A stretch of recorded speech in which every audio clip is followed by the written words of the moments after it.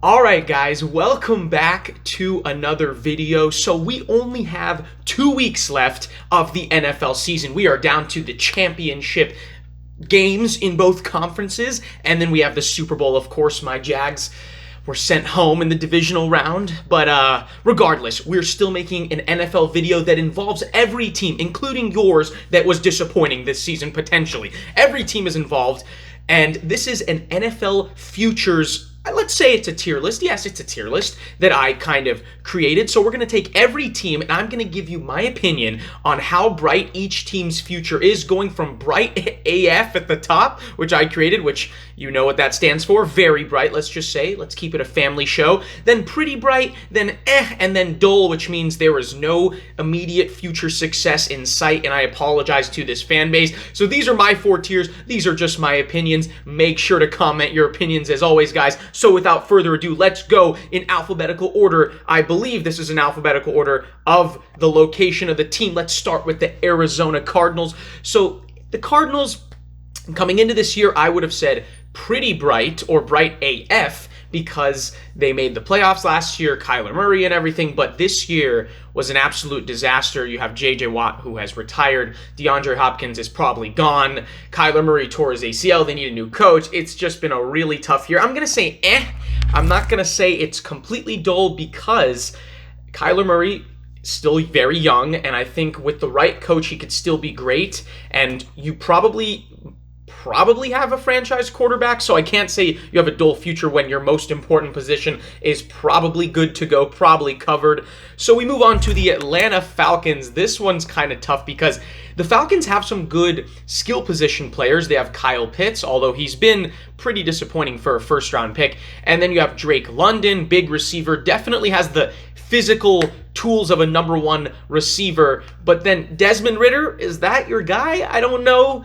Tyler Algier looked really good. So they have some good skill position players. They're not completely hopeless, but they're still a ways away. I'm going to say they're I'm not going to say they're completely dull because they definitely have a few players to build a franchise around. I think they still need to find a quarterback, unless Desmond Ridder's the guy. Maybe they roll him out for another year. We'll see. Baltimore Ravens. Okay, this is completely contingent, obviously, on whether or not Lamar Jackson comes back, whether they give him that big contract extension, that big payday that he has so desperately wanted and I think deserves. I'm going to assume that Lamar Jackson is still there. I'm going to say the future for the Ravens is pretty bright. I think they're perennially a playoff team as long as Lamar Jackson's there and healthy. The defense is pretty good. They have some good building blocks there. Good combination of young players and veterans. J.K. Dobbins is going to be fully healthy, I think, next year, and he's going to have a great year, I think. He's definitely a number 1 running back. And if Lamar comes back, they're basically maybe 1 or 2 receivers away from being a contender. So I think the future's pretty bright for the Ravens. Buffalo Bills, you know, they did disappoint me a little bit in these playoffs in that game against the Bengals. And I thought by now they would have broken through and at least gotten to a Super Bowl. I think they were the Super Bowl favorites this year. They were my Super Bowl pick. I think because they have Josh Allen, I'm going to say bright AF, sure. Like, because it's Josh Allen, you know, for years to come, they'll be a contender. But I think after this most recent playoff elimination, I think they need some sort of help. They maybe need a better running back. Maybe they need to get another receiver or 2 after Diggs. Something's missing. So the Bills, obviously, though, they're a contender for years to come. So it's got to be a top tier. Panthers, okay. I don't know what the Panthers are going to do. Are they going to go get a quarterback? Are they going to draft a quarterback? It's clearly not Sam Darnold for their future. They already traded Christian McCaffrey. I don't think DJ Moore will be there for much longer.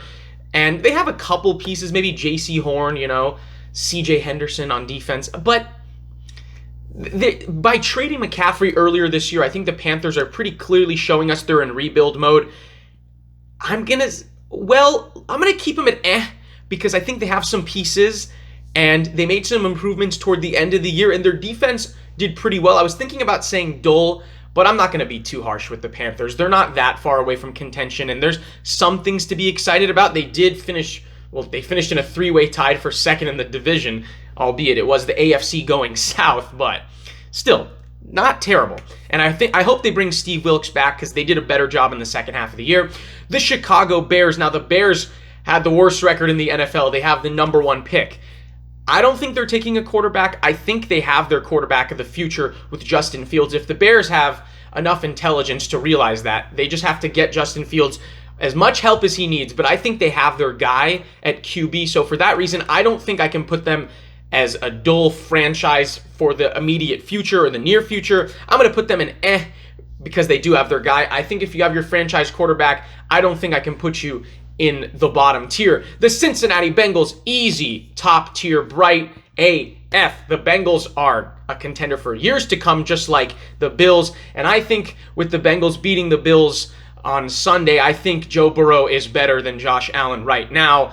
I mean, their receiving core, Jamar Chase, T. Higgins, and then they have Joe Mixon. If they can keep this core together, they might have the brightest future in the entire NFL, and the present's not pretty bad. is not bad either. I'm just mixing up words already. 5 minutes in or 6 minutes in, we move on to another AFC North team, the Cleveland Browns. How bright is their future? You know what?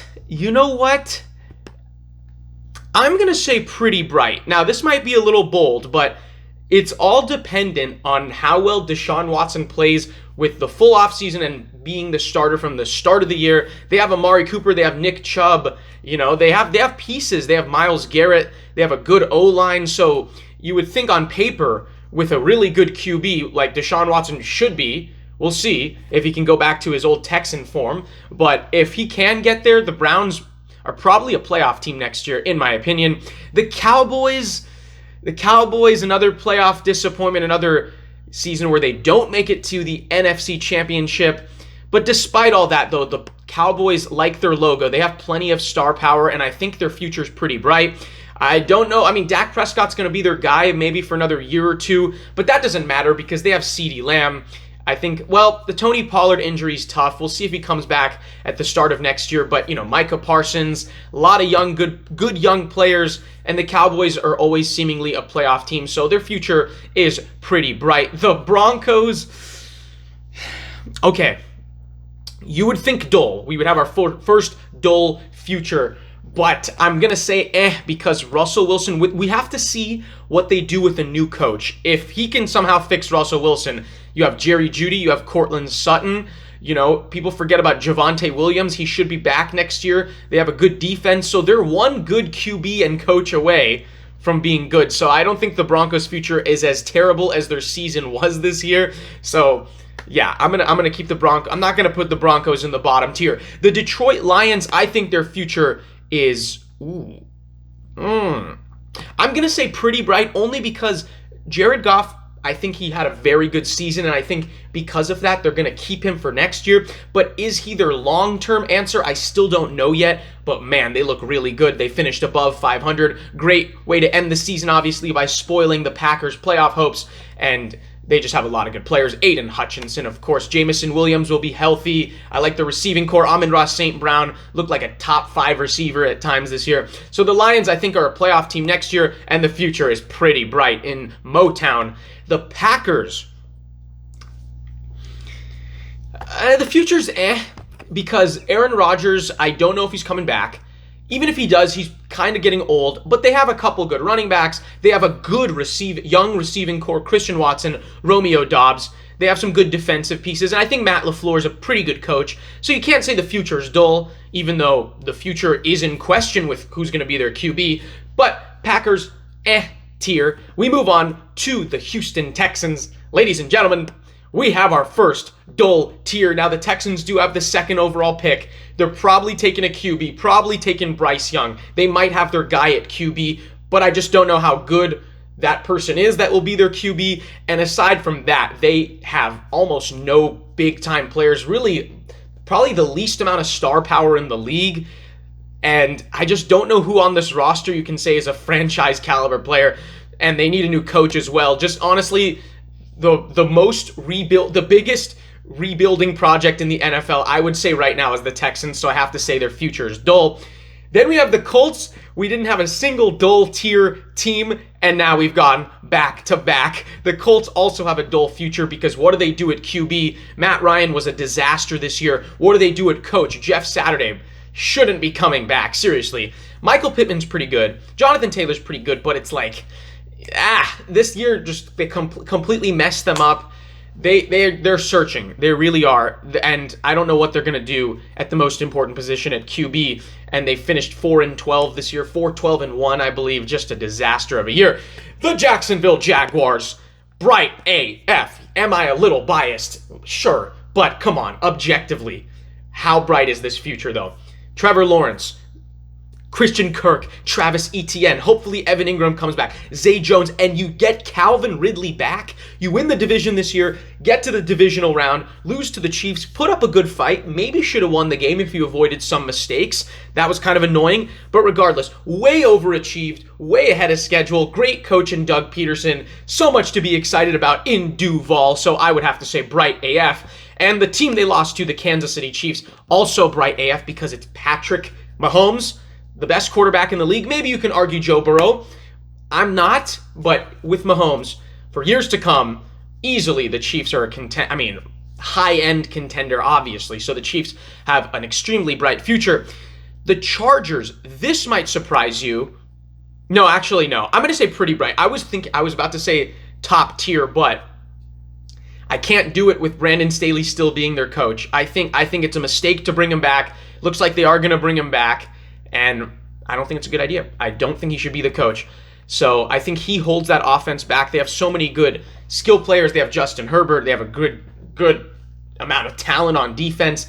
But again, Brandon Staley, I really do think holds this team back. So I can't put him in the top tier. The Rams, they get McVay coming back. Hopefully Stafford's healthy next year. Cooper Kupp, Aaron Donald. I mean, they should be a contender again they should be back to contention next year with their main core back if they're healthy. So I will say the future is pretty bright. They don't have a bunch of young players to build on, so they're kind of I don't know how big their window remaining is. I don't know but I think for next year and the immediate future, I think it's still pretty bright. The Raiders, this might surprise you. I'm going to say the Raiders' future is pretty bright because look, you got Devontae Adams, probably long-term, Josh Jacobs, all-pro running back, and they have pieces here. Darren Waller, right? This is a good team. They just need to find a QB. If they get Tom Brady, the future's pretty bright. And by future, I mean, future could mean anything. It could be next year, right? So future is pretty bright because they have a good amount of pieces. Same with the Dolphins. I'm going to say the Dolphins' future is pretty bright. I don't know what they're going to do at QB. Maybe they try to go get Tom Brady. I don't think they will. I think they're sticking with Tua, but you got maybe the best receiver duo in the league. And this team made the playoffs this year with injuries to Tua, and I think they have a good coach. So this was already a playoff team that I think will only continue to get better. The Vikings' future, they made the playoffs this year. They won 13 games. They have Justin Jefferson, but they're perennially kind of stuck in this gray area with Kirk Cousins as their QB. So I'm going to say the Vikings' future is because the defense is bad, let's be honest. Kirk Cousins is good, but he's not going to get you that Super Bowl, take you to the next level. Justin Jefferson's awesome, though. But yeah, the Vikings are probably a playoff team as long as Kirk Cousins there, but I don't see that ceiling with the Vikings, so I have to say for their future. Patriots, I'm going to also say for them. Oh, no, not dull. Because, I don't know, this Belichick, Mac Jones thing, it's not working out. They need a bunch of help on offense. Ramondre Stevenson's a pretty good running back, though, but their defense, they're a gritty team, and because they're the Pats, they're never going to be terrible. They'll probably always have a chance to make the playoffs, but I just don't see the ceiling with them. They need a lot of help, but they're not dull enough. They're still close to being a playoff team, so I can't say they're a dull future team. The Saints, I think the Saints are I think they're a QB away. I think that defense is still pretty good. I don't know if Dennis Allen's the guy for them as their coach, but you still have Alvin Kamara. I still think he has a lot left in the tank. You have Chris Olave, which was a great draft pick. So, and we'll see if Michael Thomas ever returns, but you have pieces here. You have Taysom Hill. So we'll see what they do. The Saints' future's not terrible. They were relatively in contention for the division for most of the year. So the Saints, I would say The Giants, had a very good year. They have found their coach. I think Danny Dimes has earned himself another year. Saquon had a great bounce back year. Good defense. Kayvon Thibodeau, I'm going to say pretty bright. I don't know about the receiving core. I think they're missing some pieces on offense. I don't know if Daniel Jones is, we don't know if he's going to be a superstar, but he had a pretty good year. Probably his best, definitely his best year. So I would say pretty bright future for the Giants. The Jets are tough because they're between and pretty bright. It's just all about, can they get that quarterback? So if it's Zach Wilson, I don't like their future much. I'm going to be optimistic. You know what? I'm going to say the Jets' future is pretty bright because they had a great draft this year. Garrett Wilson's, he has the makings of a number one receiver. That defense is elite. And if they get even a relatively decent QB, they're probably a playoff team. They should have been a playoff team this year. So, and they have a lot of good young players. So I will say pretty bright. Eagles, bright as, because let me tell you what. Eagles, 14-3, already looking, probably them and the Niners, clearly the two best teams in the NFC. They looked absolutely dominant against the Giants. This is a perennial Super Bowl contender, and look how young they are. Jalen Hurts, you have A.J. Brown, Devontae Smith. Jalen Hurts is 24. He's in his third year. Nick Sirianni, young coach. Third year, right? Third year as a coach, I think. Look what they're doing. Maybe, I think, second year. Look what they're doing already. And they already have so many young players for the future. I mean, one of the brightest futures in the league. Maybe the brightest. Then we have the Pittsburgh Steelers. Now, I would have said, but Kenny Pickett really looked good at the end of the year. Najee Harris, you got two young guys right there. And I really like George Pickens. I think they have pieces here. Their defense, TJ Watt's going to be a force for years to come. I think the Steelers' future is pretty bright. I think somehow they found a way to, once again, Mike Tomlin found a way to be above 500, but I think this team is going to be a playoff team next year. They probably should have made it this year. So I like the Steelers' future. Seahawks, I like their future too. I don't know if they're going to bring Geno back, but you got Lockett, you got Metcalf for the next handful of years. Kenneth Walker, breakout, great rookie season, and they made the playoffs this year when no one expected them to, and they get the Broncos, third or fourth pick?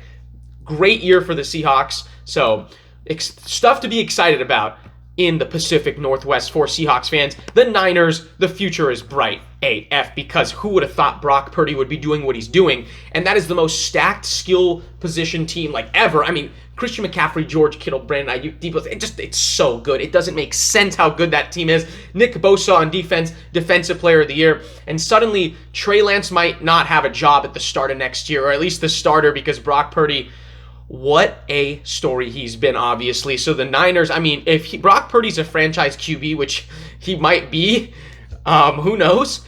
Man, there's just no weakness at all to that Niners team. The Bucks, I'm going to say the Bucks' future's because they do have Mike Evans and Chris Godwin, but I don't think Brady's coming back. So they might have some pieces. I think Rachaad White has a future, but I think Brady's gone, and so they're going to be searching once again. They were decent before Brady got there, but I don't love the Bucks' future, but it's not absolutely terrible, so we're just going to put them in Tennessee Titans, what are they going to do at QB? Are they going to roll out Malik Willis? Is he their guy? He didn't look like their guy. Ryan Tannehill's probably going to start at the beginning of the year if he's healthy.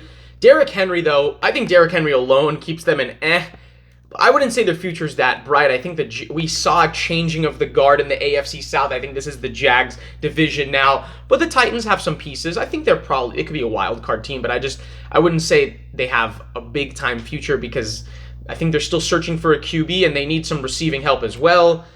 And maybe some tight end help, just some offensive help in general. And last but not least, we have the Washington Commanders. The Commanders almost made the playoffs, should have made the playoffs. I don't know what they're going to do at QB, but that defense, and with Terry McLaurin, they got some good receivers there. I think the future is for Washington. So, they maybe have a playoff team in their near future. So we'll see how that pans out. But guys, that's going to bring us to the end of our NFL Futures tier list. Make sure to comment your opinions. Let me know where you agree with me, where you disagree with me. Comment your opinions, like the video, subscribe, and all that good stuff. Thanks again, guys, for watching. And, of course, I will see you all in the next one.